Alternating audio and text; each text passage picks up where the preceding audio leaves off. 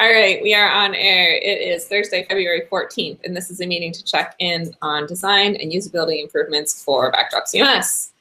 On our website, backdropcms.org, last week I got the changes to this modules, themes, and layout search pages ready, and I did a final QA pass, and I realized that if I scrolled down far enough that all of my search results were like duplicated 4 times, and I was like, well, I'm glad I didn't launch that at midnight because I wouldn't have noticed it.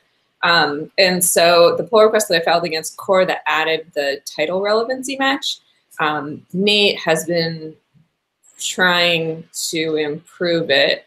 He's got other ideas about how the SQL query should be written in a way that will not cause duplicate results and might be more performant in other ways as well. So that is not deployable at the moment, but it looks like it's pretty close. So I'm going to test a couple of his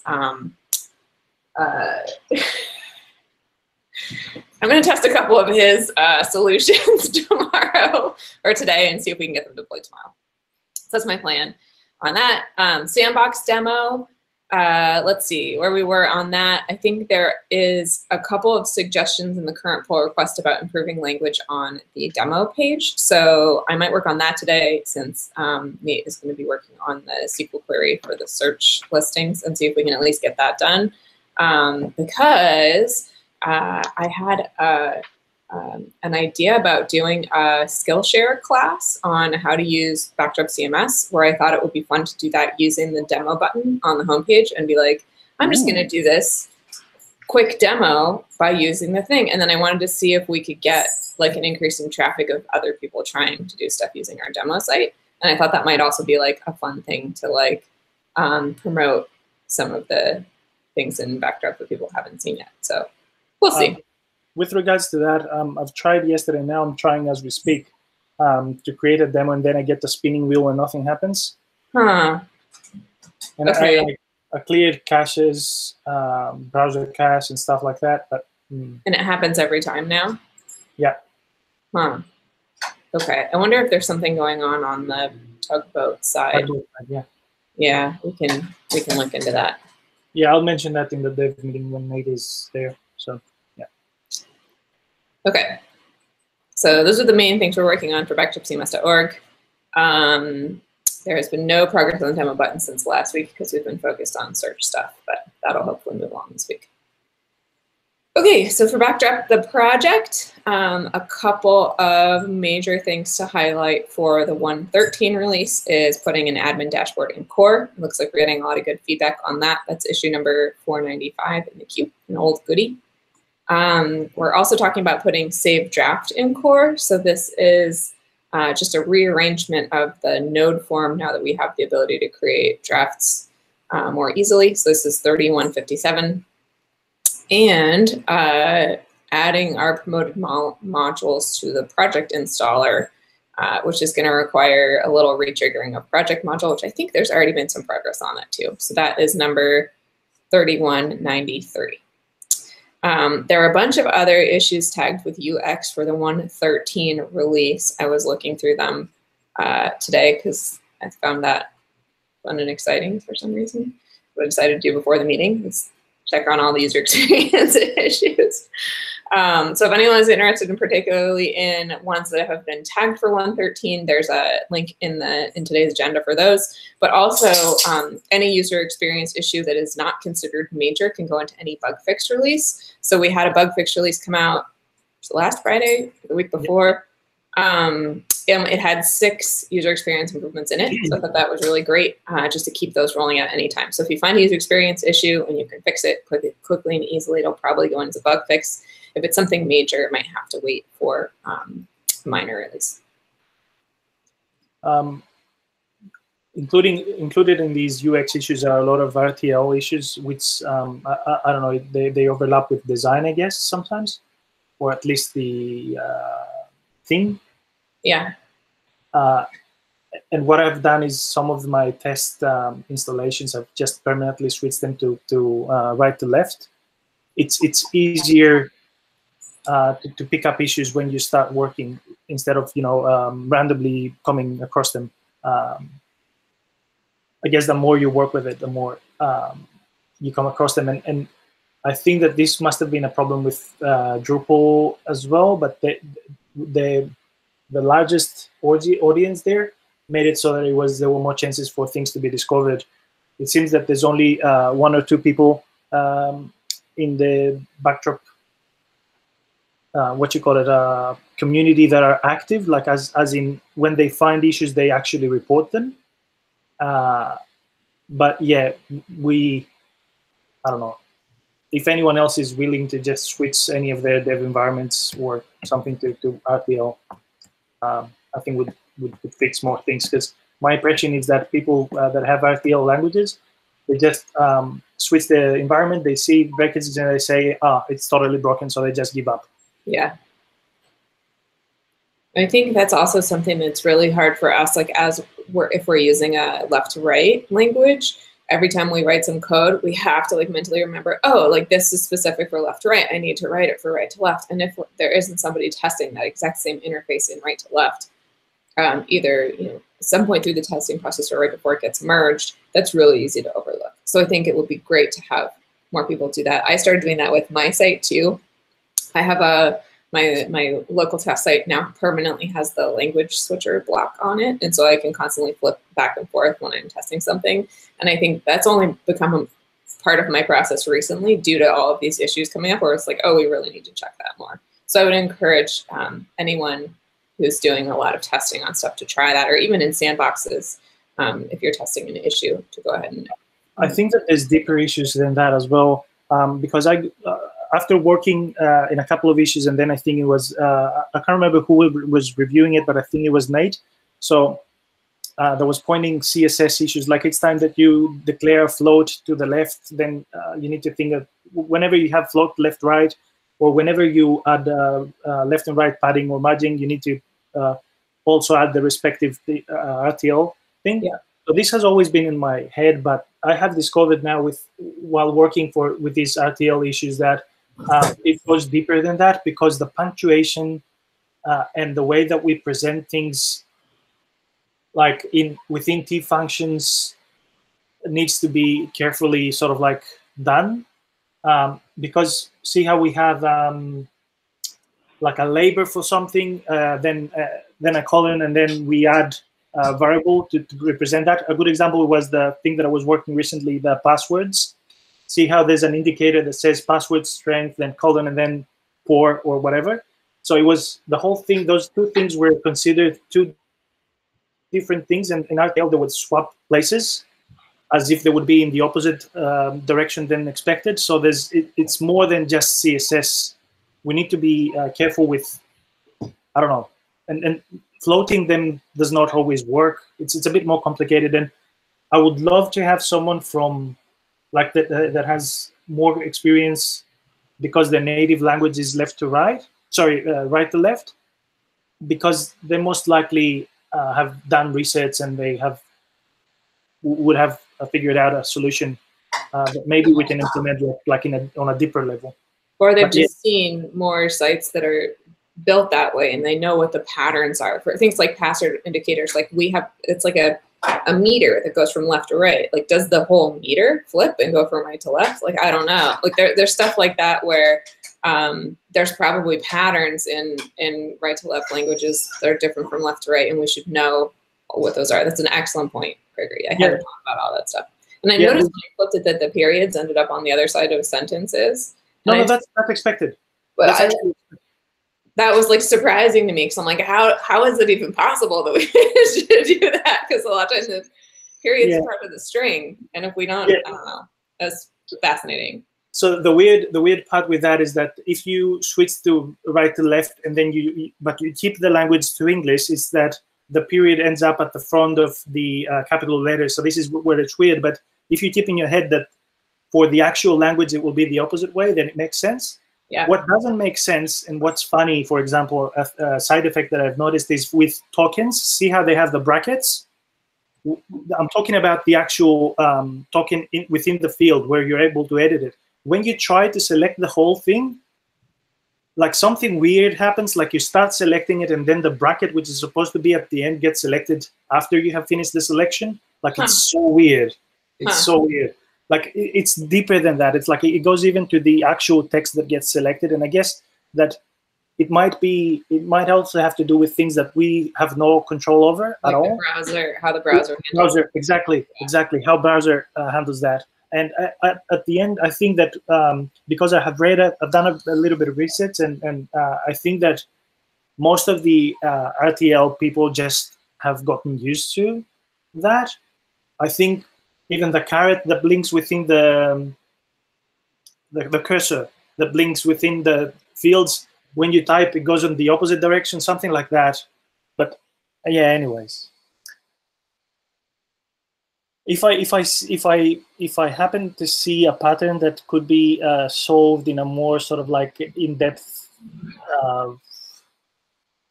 way, that it could sort of like solve the problem globally, then I will mention that. But so far, I wasn't able to figure out things.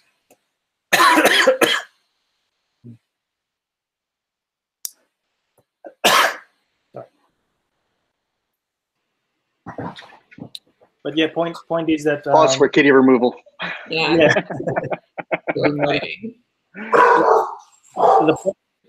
The point is that RTL needs a lot of love. Yeah. Okay, let's see. Shall we move on to design issues?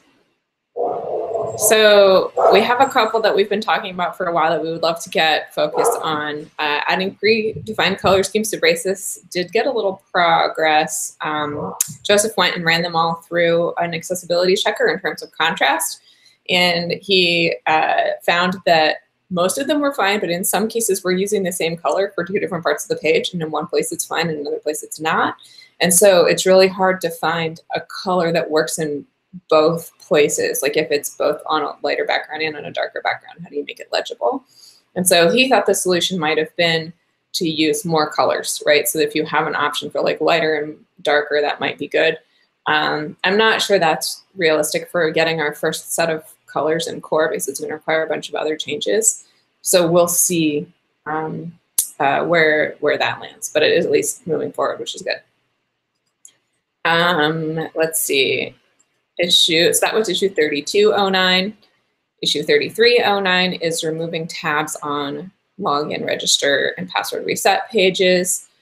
This one I still think needs more feedback, but it's something that we need to do carefully because there are sites that depend on those links, and whether they look like tabs or not, they do all still need to render on the page. So we have to make sure that anything we change doesn't prevent the utility of those links from remaining. At some point, I think that someone mentioned that we could perhaps make the /user page use the admin interface, the admin theme or something like that, so that it's standardized. Or, oh yeah, I remember now, making it a separate, sort of like a totally separate thing, same way as Joomla and WordPress are doing, like separating the admin interface from the, Yeah, there was a core issue created, I think it was last week, specifically about that. And it's interesting that people who've weighed in on it seem completely split, where like half the people are like, oh yes, we definitely need this, and half the people are like, no. So I think that's going to be one of those things where we can't make a decision on it right away. We're just going to have to let it sit and see, you know, over time. Like I was one of those people that was like, I really like it the way it is, but I don't know if I like it the way it is because I'm familiar with the way it is. And that might be a thing where like a lot of longtime Drupal people are just used to that, and so that's what they like. But if we get more people coming from WordPress who are like, no, this is the reason those things are valuable, I think those would be good for old schoolers like us to hear. So I definitely thought it's interesting. The only use cases I've actually seen for that in the Drupal sites I've built have been for enterprise sites. So I think it's interesting that that's what WordPress does, which is very clearly not enterprise sites. And that's not what we did in the Drupal world. So I'm curious to see where that one goes. But yeah, anyone who has thoughts or feelings on that, I would encourage you to weigh in, because it is a crazy idea, but could be a really valuable one. I think that it's not so crazy, and I think, again, it has to do with audience. There's two types of audiences when it comes to that. It's the people that expect, for example, if a site is a forum type of site, people expect to have the same theme when they log in as the rest of the site, because there's actual site visitors logging in and participate in a sort of like community-like manner. Whereas there's the enterprise, I would say, thing where people separate backend from front end. Like they don't allow the site visitors to log in, and the people that are logging in are the site owners, like the authors. So in these cases, maybe it makes sense to have it have a separate thing. But that's like completely opposite from WordPress, which is like not enterprise and has separated back and front. And so it could be like a user experience thing where like you have a different, one person can have a different role. Like, okay, when I'm reading the blog, it needs to look pretty, but when I'm editing the blog, I don't need it. Like there might be some value in having that really clear distinction. Whereas with a Drupal site, like every page having an edit button and seeing it, like the whole like edit in place thing that's going on in Drupal 8 is very like opposite from that split. And Backdrop and Drupal 7 are somewhere in the middle, where it's like some pages are front end and some pages are back end. And sometimes you can edit the front end theme, and sometimes you can't. It's just kind of. So I'm a strong proponent of kind of the way WordPress does it, and I think it's sort of like a philosophical thing.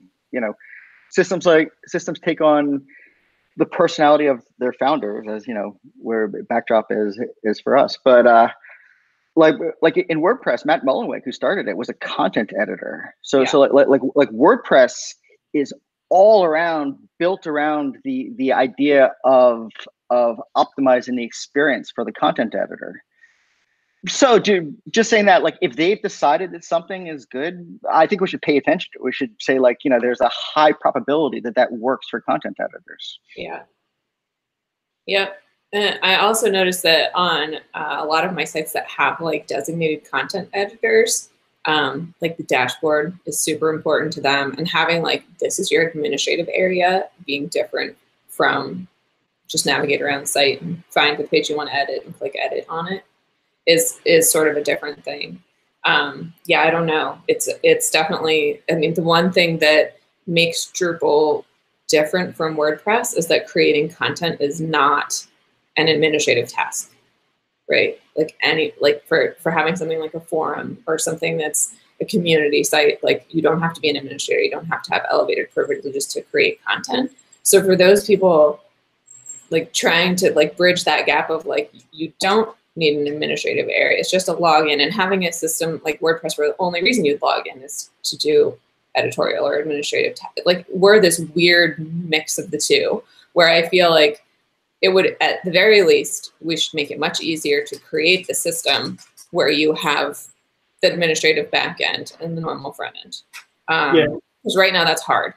But I think in the process of setting that up so that you can do that more easily with like a contrib module or something, we might also be like paving the road for doing that in core, if that's what we decide to do in the long run. So I'm not sure if it was with the specific sites, the WordPress sites that I have sort of like had experience, but I think how they address the issue that you mentioned now is that people that are sort of like moderators or site admins go to the slice WP admin thing, and that's when they get the separated interface. And when it's site visitors, they have some sort of like a block that doesn't take them to that necessarily, it just logs them in. It's just sort of like a login thing. A comment sort of thing. Yes, which could be like, I think that we already have contrib modules that do actually that. Instead of redirecting you to the /user, they have that pop up in a module. So yeah, it's worth mentioning that it's like sort of like separated process, you would say. But yeah, it's definitely something I think would be worth revisiting. To your point, Luke, that like if people who are focused on the content editor experience have decided that this is the way to do it, and there are valid use cases in Drupal for people doing it too, like why is that not the default? So yeah, definitely, I think that, Luke, could you add those comments to that issue too, so that if we're reviewing it in the future, we get that. It is 3309. No, 3309 is about removing tabs. There's another one specifically about separating front end from back end. There is? All right. Yeah. Should I look for it? Yeah. Yeah, it's one of the recent ones, like last week. So sorry.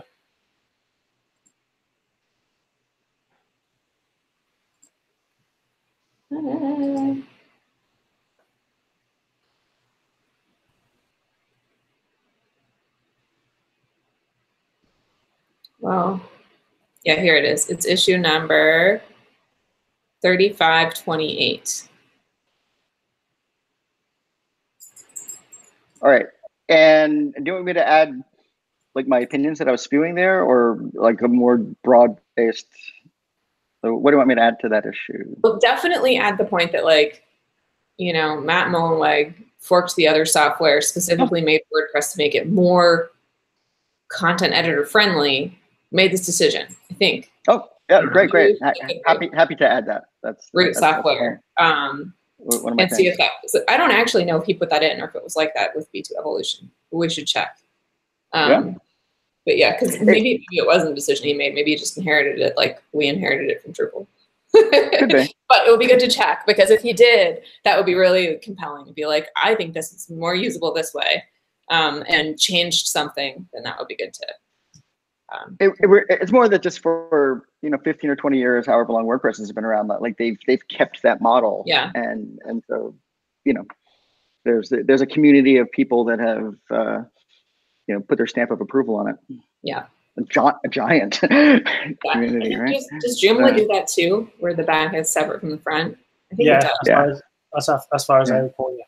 Yeah. So and like I actually worked at Accenture with a lot of commercial CMSs, and they all do it that way. Yeah.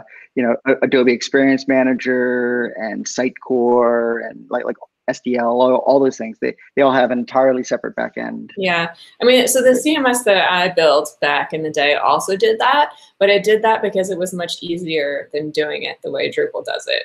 So I wonder if, like, knowing the way CMSs are common to the world, I wonder if, like, nobody thought about user experience. But the fact that, like, WordPress thinks about it and they stayed that way, I think is the most compelling point. So. Oh yeah. Well, I mean, Adobe Experience Manager is the biggest commercial one, and they don't think about developer experience at all. Maybe put that in there too. All right. All right. So that was a little bit of a tangent, but a good one. Then we also have this longstanding issue 2528. I was actually going to work on this morning, but I got distracted. To design and theme the maintenance page in Basis. So we have a cute maintenance page in 7 theme, which is what most people see. However, if your site is in maintenance mode and somebody who's not an admin goes to see it, it just has like normal unstyled text in the top left-hand side of the screen, which is not very friendly. If you're specifically interested in design issues, we have a label in the GitHub queue, which I think is just called design. And that could definitely help point you in the direction where we either need designs drawn, or we need design reviewed, or we need feedback in most cases. Sometimes there are issues in there that are like CSS issues that got tagged with design. But I think those are old ones that haven't been recategorized appropriately. And we also have a milestone for 1.3 if you just want to see everything that's coming up in the future. But I would also encourage you to take a look at everything in the next few years, because user experience issues are often tagged as bugs. All right, let's see. I think that's it for stuff that's really important. We talked about at the beginning, before we turned the camera on, we talked about distributing design assets for local teams to get t-shirts and hoodies printed. That might also be something for designers to weigh in on if you wanted to help us come up with an improved t-shirt design. The one we have works. We have a logo one, we have a dragon one. But the problem with the dragon one is that you can't put on a dark background because then the dragon disappears. Yeah, any options for that are welcome. And we also have an issue here for designing a pop-up banner. So if we're going to have backdrop at an event that is perhaps not a Drupal event where we do feel comfortable advertising, we might want to have a booth and having some kind of a banner there would be good too. or if we have like a summit or something else. Speaking of non-Drupal events, I submitted a talk for the Linux open source conference this year, which I think will be fun. I don't know if I'll get in, but might be fun to go anyway. See what the rest of the world lives like, the non-Drupal tech people. Hello. Maybe other point for the sticker as well for the back of Apple, things like this would need design as well. Yeah, the sticker for the back of a laptop. I used to have these all in this thing, but we talked about them all the time and no one ever did it. So sticker design, we have an issue for that in the, I think it's in the backdropcms.org queue. I think it's labeled with outreach or something. And then t-shirt. T-shirts are optional. Yep. Right, that's it. Joseph, we talked briefly about color schemes for Basis, but I didn't know if there's anything else you would like to bring up since you just joined. I don't know. Not about that. I actually was watching the YouTube thing. I missed the color part, but I was listening to the admin interface, and I was wondering, so the idea of separating them, isn't that already a thing? Like you can set it so that when you edit content, it uses the backend theme. You can change the theme, but everything is still pretty integrated. And the separation that I worked on when I did this for an enterprise thing was more about security, where like you didn't want someone who was visiting the front of the site to ever be able to get to the back of the site. It was less about user experience. But yeah, I mean, right now everything is pretty mixed up together. I mean, so there's like contextual links, which gets you to the front, back from the front. We have tabs. We have the admin bar. There's just a bunch of stuff that's kind of doesn't differentiate between admin pages and non-admin pages. The only thing that really does is the theme. Right, and then the other part that you're missing, not having like a unified administrative backend, is kind of like an on-screen reference for the kinds of stuff that you can do. Like in our world, like that there's a list of content somewhere, there's a list of taxonomy terms somewhere, there's like all these things that you can do, but you have to kind of know that they're there and go search for them and find them. Whereas in like WordPress, it's like, boom, here's everything. There's like a bunch of tabs. You can do like a broad search and click through every possible thing and just see all your options, which is super necessary when you don't know what those are already, right? When you're trying to learn them. And I think like some of the problem with that is that we talked about this a little bit in the dashboard thing, is that there's so many options, you can't put them all on one page in Drupal or in Backdrop. But I do think like one thing I really liked about the way Drupal 6's admin bar or admin tasks were organized is that under like site building were like all the things you had to build. So there were like image styles, layouts, well, I guess we're called panels, but views, like all of the things you had to like construct were under there. And we don't have a designated place for that anymore. We haven't since Drupal 7. They were like, oh, well, some of them are under content and some of them are under structure and some of them are under configuration. And that makes it exactly how you're describing, Luke, where like you need to know the thing is there. You need to know image styles exist and that you have to configure them before you even go looking for them.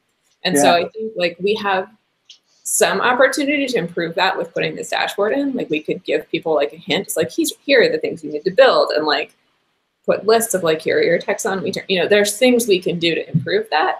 But I think that, having like a cohesive interface where they're all in the same place is going to be hard for us. But since we're talking about UX and everything that you just said reminded me of something that happened yesterday at work. So part of my work is to be a support engineer for the new, anyways, there's people that start using Drupal now, and they make silly requests, what would be silly requests, and you would think that a person like me with the experience that I have would be able to answer that or figure out what's going on.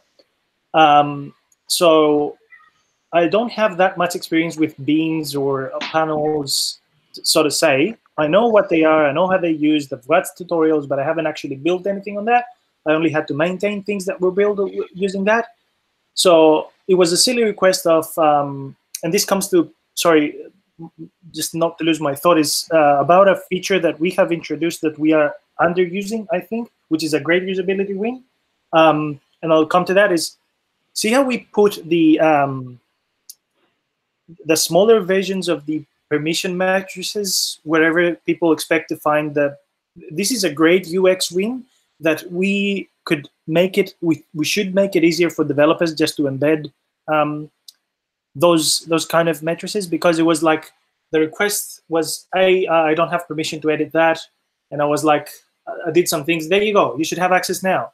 And the person goes, no, I don't. And then I had to do some more permissions because the permissions that I was looking for were not in a single place. And I couldn't figure out that it was, initially it was a block, but the block had, it was actually a bean, so that I had to also enable the permissions for the paragraphs that were used in that block. So I had to go back and like figure out like 3 times to figure out which were the proper permissions. Whereas when I got frustrated, and there was a senior engineer that was next to me, and he was sort of like giving me tips. Hey, have you checked that? Have you checked that? And I go, man, why is this so frustrating? He said, what can you do? And I go, what can you do? Let me show you. And I showed him the thing. He says, yeah, why aren't we doing that in Drupal 8? I don't know. It's like, and I go, yeah, duh. So my point is, I think I have created an issue for that, a ticket. I think that we should see how we standardize in the form API that we have a type equals help. I think that we should have a permission matrix type of field where people can specify an array of permissions, and then it automatically builds that. I think that would be a great DX win. That is a fantastic idea. Do we have an issue for this already? I think we do. I think we do. So it is always a pain to get the validation and pull the matrix. And I think I think that Oppie started using that when he introduced the permissions in the contact form settings. And he even had a comment that says, "Oh yeah, we're using here the same theme as we are using for I think Node." Anyways, so we're doing a bit of funny things, and at least we have comments of what we're doing and what we're doing. But it would be so much simpler if we just specify a matrix, like an array of permissions, and that would automatically be built. Yeah, I would love to work on that. That would be fantastic. Yeah. So I was thinking about a similar thing recently, talking to my dad about this. And so part of that, like, we could make it better by doing what you're suggesting, but a lot of it would also be, it's like you have 10 different ways to manage layouts. Like you have beans, you have panels, you have paragraphs, you have like Drupal core's built-in layout system, and then you have display suite. As this, you have all these nested things, and it's a huge mess. And I feel like a lot of contrib projects are not designed to feel like they belong to the system.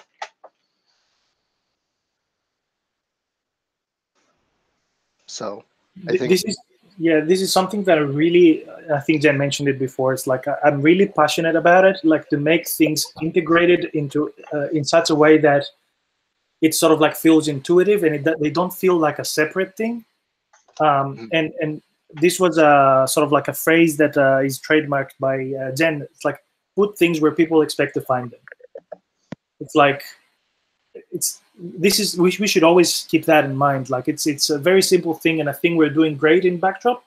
And honestly, if we had more hands in deck, we would do like great things. It's just that we have so many great ideas, and we are slowly implementing them. It's just there's not enough time.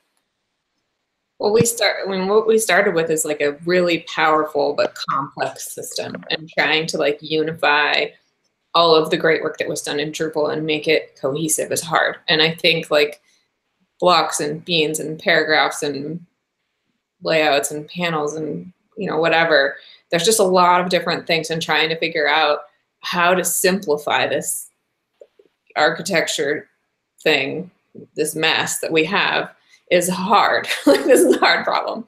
I think that coming up with standard interface patterns, like configuration matrices for permissions, is good.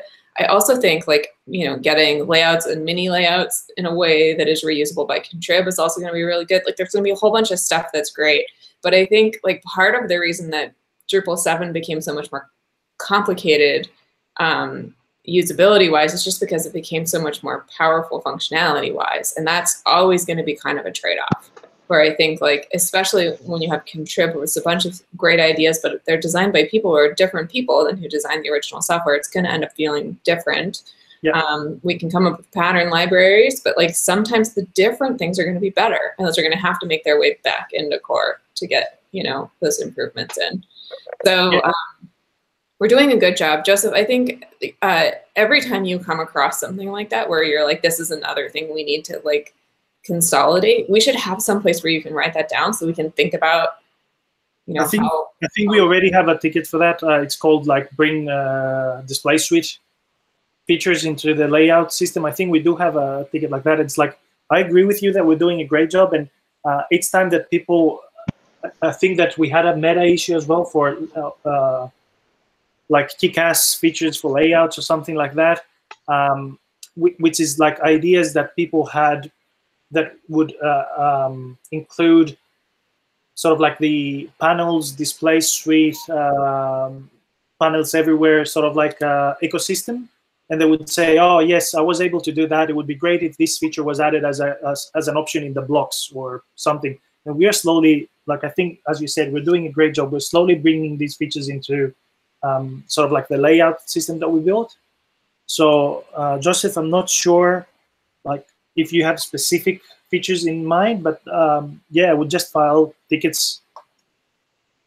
If there's anything specific that you miss, that you were able to do with, say, display suite or panels that you're not able to do now with the layouts, just, yeah, file a ticket for it.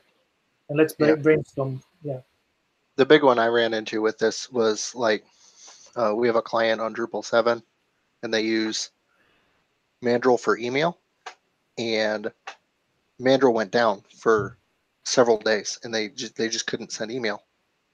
But the process of actually switching from Mandrill to like SendGrid was completely impossible because of the amount of data they had and the amount of like how different the modules were. It was like these things, they're services we just use to send email, and all of their API functions are the same. Like we should be able to just switch to sending email through the other service with one button click. So this is a fundamental problem, and like if you see our contrib, we have like 300, 400 contrib projects. But if you look in Drupal, they had dozens of thousands. And I think how this came to be is that features that were missing from core were sort of like pushed to contrib, and that has led to. I mean, there was sort of like some policy in place that people should not, like there was a process of approving projects, and if there was something similar, they would say, oh, you should better look at cooperating with Project X instead of having something new. But at the end, there were people that figured out different solutions for the same problem, and this is how you ended up with conflicting solutions. Like we have the same problem with the reference modules. But yeah, definitely, I think it's less. I think it's less of a problem with us because we sort of like picked up at a later point where a lot of features have already gotten into core. So yeah, I think that worked to our benefit. I also think, like, at least based on my own experience in terms of creating contrib, like I might have one client that needs SendGrid and another client that needs Mandrill, and maybe their uses of that tool are different. So like I write the SendGrid module and it only implements 2 APIs, and then I write the Mandrill module and it implements 2 different APIs.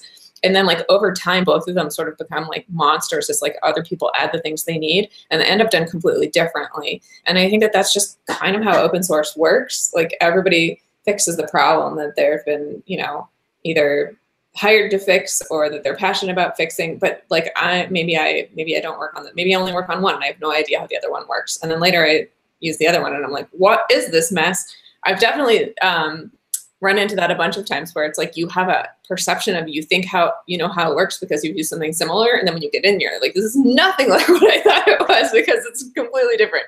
And I think that some of that is really good because both of those projects, even though they're, you know, theoretically implementing the same APIs and doing the same thing, like maybe one was done in one way was better and another way done another one was better. And it's like this, it's like genetic diversity, only it's like not genetic. I don't know what the word for like developer code diversity is, but like, I feel like where Backdrop comes in, we're lucking out because we're able to sort of pick the successful ones from all of the, everything that's ever existed for Drupal and like choose those. And we're getting the like, the one we weeded out all of the other ones through natural selection, right? But Right. I don't know. I mean, I don't know. I don't know if there's a solution to this problem. I think it's just the way it is. And I think that there's a part of working in open source software that's always going to be frustrating because of that. But we can only fix so much. Right. Yeah, we definitely do have like an advantage because we can look at the 10 Drupal modules and say that one's the most complete and take it. Yeah. And maybe merge features from the others if they're worth, including. Yeah. Which is good. Or actually built it into core, which is even better. Before we almost ran out of time, but before we go, I'd just like to quickly mention, I'm not sure if they're worthy of being added to the agenda, 2 issues that are design or UX related. One was filed recently by Laren. It's 3539, and it's use configure icons instead of the full word. And this is related to an older issue, 1974, where we have, this is related to the managed block styling of the page, where you have the drop-down buttons bleeding out of the blocks when you have like narrow columns regions, sorry. So there was an idea back then to replace, when the space got too small, replace the actual words in the drop-downs with icons. And then we got stuck by the fact that we also had a ticket for adding a font icon into core. But since we have been using icons like PNG, the respective things for PNG icons, like for the admin bar, I think that we are sort of like unblocked now. So they could be good candidates for 113. And then the other issue that would like to also bring up, I don't have the ticket number for that, is someone requested that they would like to have the ability, where initially they mentioned moving the admin bar to be vertical instead of horizontal. And we did have an older issue for that, which was adding the ability to sort of like dock the admin bar in different places. So yeah, if someone wants to work on something and they need something exciting or whatever for 113, these could be good candidate issues.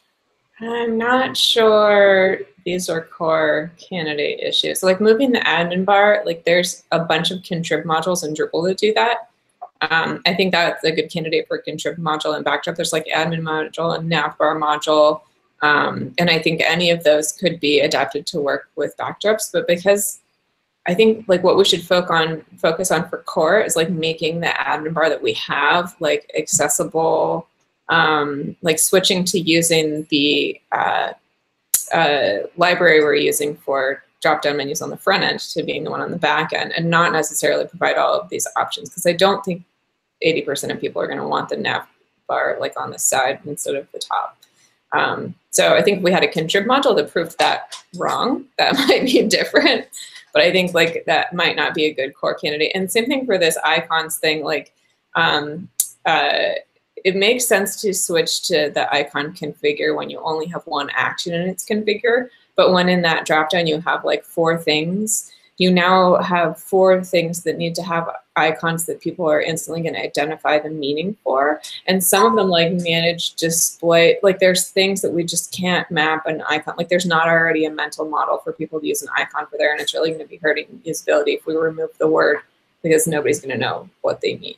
So I think it's something we can't just do, and I don't think we should just do for 113. It's like something we would need to do a lot of studying on to find out that if they're actually viable. I think one thing that could be possible for 113 would be like adding icons to what we already have to start training people what these icons mean. And then if a contrib theme wanted to go and remove the text, that would be fine. But I don't think we should like sacrifice the usability of our own interfaces for like screen real estate or aesthetic reasons. Just it needs to be done with careful consideration. Yeah, sure. It wasn't aesthetics, so to say. It was just that the layouts, the blocks user interface seems broken when you use layouts that have narrow regions. They seem that the drop-down buttons just bleed all over the place in narrow screens. Well, I think we should fix that, but maybe not by sacrificing the word configure. There's probably a way. I haven't looked at the issue, so I don't know. But and I think it's also something that, like, if we're going to make a change in one interface, it needs to be done consistently. And I don't think we can do it safely consistently. I think having like only one place where it switches would be problematic. Yeah. So I mean, I think it's I would like more feedback on all these issues too. So if anyone has like strong appealing feelings about like icons versus words, or you know, navbar location, definitely weigh in. I was actually speaking not about one versus the other, but including icons, and then just in narrow screens, just reducing it to just icons. Right. I just found another issue, RTL issue. Taking screenshots. Yeah, so basically, yeah, that's it. Okay. We have the dev meeting. Well, let's go ahead and end this meeting so we can pick up the developer meeting. But if you guys have time or interest, we will see you again in a few minutes on another channel. Thanks everyone for watching live and for watching later. Bye-bye. Bye.